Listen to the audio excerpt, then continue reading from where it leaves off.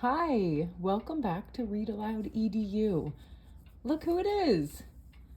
It's Jonty Gentoo, The Adventures of a Penguin. This is from the creators of the Gruffalo, Julia Donaldson and Axel Scheffler. They've done lots of books together, the author-illustrator. They're all great. Here's the title page. Are you ready? This is quite the adventure. There once was a penguin called Jonty Gentoo. There he is. He lived with his aunts in a pond at the zoo. His aunts told a tale of a land far away. And there, where the sun shines all night and all day, are thousands of penguins who slither and stroll on the snow and the ice all around the South Pole. His aunts are telling him stories. Was it a story or could it be true? I'm going to go there, said Jonty Gentoo. The aunts were adoring. The keeper was kind. But Jonty Gentoo had escape on his mind. He longed for the snow and he dreamed of the pole. To reach it, he said, is my one dearest goal. His aunt said, grow up, eat your fish, and talk sense. That's what his aunts are telling him. But Jonty had noticed a gap in the fence. And one moonlit midnight, he squeezed his way through. It's time for adventure, said Jonty Gentoo. Look, he squeezed through the crack. Where is he going to go? Jonty kept walking as day followed night. He saw lots of poles, but they didn't look right. Do you see any poles? Look, a flagpole, a barge pole, a pole for a tent. Not one of them looked like the pole his aunts meant. They're talking about the South Pole, a place. Then, just as his feet felt as tired as could be, he came to a cliff and looked down at the sea, bright and inviting, sparkling and blue.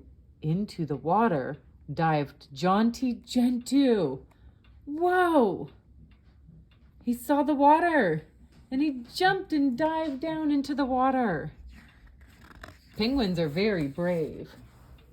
He swam through the ocean for week after week, flapping his flippers and filling his beak with cuttlefish, jellyfish, codfish, and krill as the water grew colder and then colder still.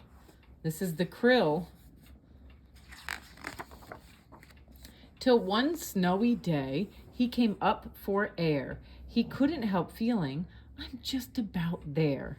And a white frozen wilderness came into view. The land of the penguins, said Jonty Gentoo. But where were the penguins? And where was the pole? He waddled for weeks, but he met not a soul. Where are the other penguins? Winter brought darkness. The sun went away, and Jonty felt colder and sadder each day. Matters grew worse when a huge bearded seal decided a penguin might make a good meal. Oh my goodness. Till a white furry creature appeared and said, shoo! And the seal fled in terror from Jonty Gentoo. What do you think? Are they scared of Jonty Gentoo? No, the polar bear helped. Thank you, said Jonty. I did get a scare. My pleasure, replied the enormous white bear, then added, how else may I help you today? Perhaps, Jonty said, you could tell me the way to the famous South Pole? But the polar bear said that Jonty had come to the North Pole instead, though there wasn't a pole there as far as he knew. What terrible tidings, said Jonty Gentoo. Oh no! Look, Look at the lights in the sky. This happens at the North Pole. They're called the Northern Lights. They're beautiful. Winter went by, and when summer came round, a gray and white tern fluttered down to the ground. "Good heavens!" she cried. "What a curious sight! You look like a penguin, but can that be right? I've never before seen a penguin up here, but at the South Pole, which I visit each year, are thousands of penguins exactly like you. Can you show me the way there?" asked Jonty Gentoo. Oh my, Jonty might get to the South Pole. "Yes," said the tern, and she took to the air. So Jonty Gentoo said goodbye to the bear. Then the bird in the sea and the bird in the sky, sea, sky, one diving deep while the other flew high, traveled together through sunshine and storm for mile after mile till the waters grew warm. There were swordfish that soared. There were blue whales that blew. "This is the life," declared Jonty Gentoo. Oh, now he's starting to feel like he's getting home. But Jonty grew tired and his flippers felt sore. He found it too hard to keep up anymore. Uh-oh. Then, "Look," said the tern, who had spotted a boat. On board stood a man in a bright yellow coat. "Great Scott, it's a penguin," they heard the man say. "Hop in, little penguin, we're going your way." Jonty climbed in and made friends with the crew. "So now I'm a sailor," said Jonty Gentoo. I told you this was going to be an adventure. At last, the boat landed, and there on the shore, black, white, and orange, stood penguins galore. Emperor penguins, majestic and tall. Oh, shoot, I don't remember how to pronounce that. Adele penguins, quite sweet but too small. And then, round a corner, he saw them. Who's he going to see? Great news! A heartwarming huddle of gorgeous gentoos. They trumpeted gladly, then stood in a queue and took it in turns to say, "How do you do?" to brave and adventurous Jonty Gentoo.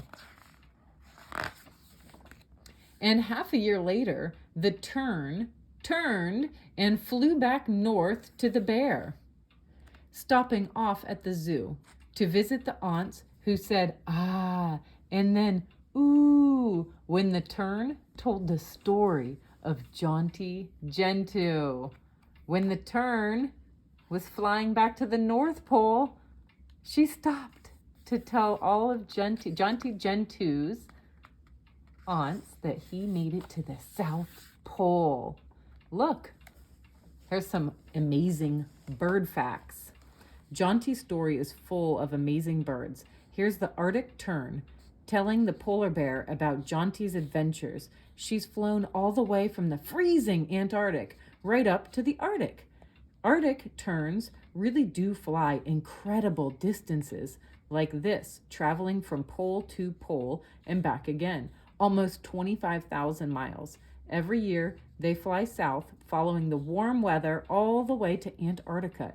Then, when winter comes to Antarctica, they fly back north again. It's the longest migration of any creature on Earth. Wow, that is an impressive bird, the tern. No wonder the tern was such a perfect guide for Jonty on his journey. Penguins are fascinating birds too. There are all sorts of different kinds, including emperors, rockhoppers, adeles, I think that's how I say it, and gentoos, like Jonty. Gentoos are the third largest penguins in the world.